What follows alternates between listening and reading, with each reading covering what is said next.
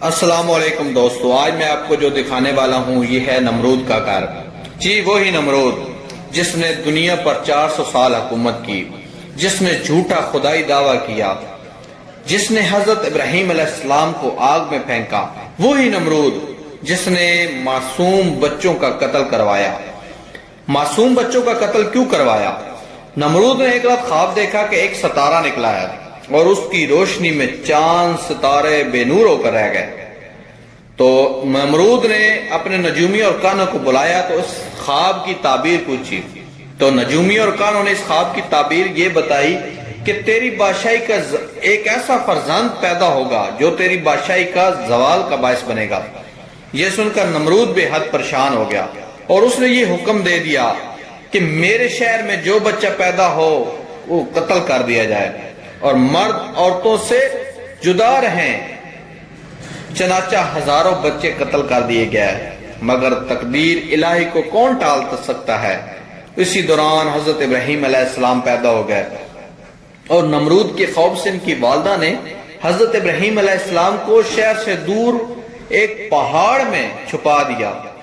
اسی غار میں چھپ کر ان کی والدہ روزانہ دودھ پلاتی تھی۔ بعض مفسرین کا قول ہے کہ 7 برس کی عمر تک اور بعض نے 17 برس کی عمر تک کہا ہے کہ آپ 17 برس کی عمر تک غار میں ہی پرورش پاتے رہے۔ نمرود نے حضرت ابراہیم علیہ السلام کو آگ میں کیوں پھینکا؟ روایت ہے کہ جب نمرود نے اپنی ساری قوم کے روبرو حضرت ابراہیم علیہ السلام کو آگ میں پھینک دیا تو زمین و آسمان کی تمام مخلوقات چیخ مار مار کر بارگاہ خداوندی میں عرض کرنے لگی کہ خداوند تیرے خلیل آگ میں ڈالے جا رہے ہیں، ان کے سوا زمین میں کوئی اور انسان تیری توحید کا علمبردار نہیں اور تیرا پرستار نہیں، لہذا تو ہمیں اجازت دے ہم ان کی امداد و نصرت کریں۔ تو اللہ تعالیٰ نے فرمایا ابراہیم میرے خلیل ہیں اور میں ان کا معبود ہوں، تو اگر حضرت ابراہیم علیہ السلام اگر تم سب اس سے فریاد کر کے مدد طلب کریں تو میری اجازت ہے کہ سب ان کی مدد کرو، اگر وہ میرے سوا کسی اور سے کوئی مدد طلب نہ کریں تو تم سب سن لو کہ میں ان کا دوست اور حامی مددگار ہوں، لہذا اب ان کا معاملہ میرے اوپر چھوڑ دو۔ اس کے بعد آپ کے پاس پانی کا فرشتہ آیا اور کہا اگر آپ فرمائیں تو میں پانی برسا کر آگ بجھا دوں۔ پھر ہوا کا فرشتہ حاضر ہوا، اس نے کہا حضرت ابراہیم علیہ السلام اگر آپ کا حکم ہو تو میں اتنی آندھی چلاؤں کہ آگ اڑ جائے۔ تو آپ ابراہیم علیہ السلام نے ان دونوں فرشتوں سے فرمایا کہ مجھے تم لوگوں کی ضرورت نہیں، مجھ کو میرا اللہ کافی ہے، بے شک وہی میرا بہترین کارساز ہے، وہی جب چاہے گا اور جس طرح اس کی مرضی ہوگی میری مدد فرمائے گا۔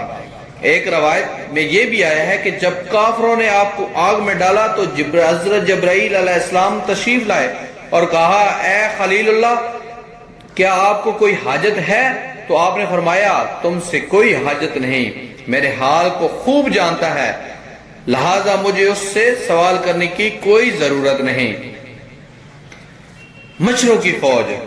نمرود کی اس سرکشی کا نتیجہ یہ ہوا کہ اللہ پاک کی طرف سے مچھر کی فوج نمرود کے لشکر پر مسلط ہو گئے، جس نے لشکر کے تمام افراد کا گوشت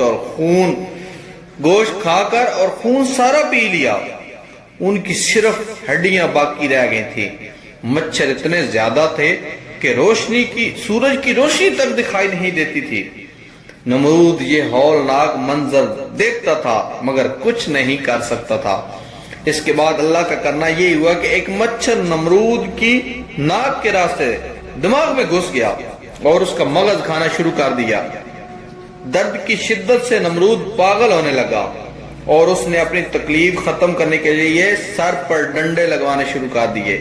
خدا کی قدرت، جب بھی سر پر ڈنڈے لگتے تو مچھر کاٹنا چھوڑ دیتا اور جب ڈنڈا نہ پڑتا تو کاٹنا شروع کر دیتا۔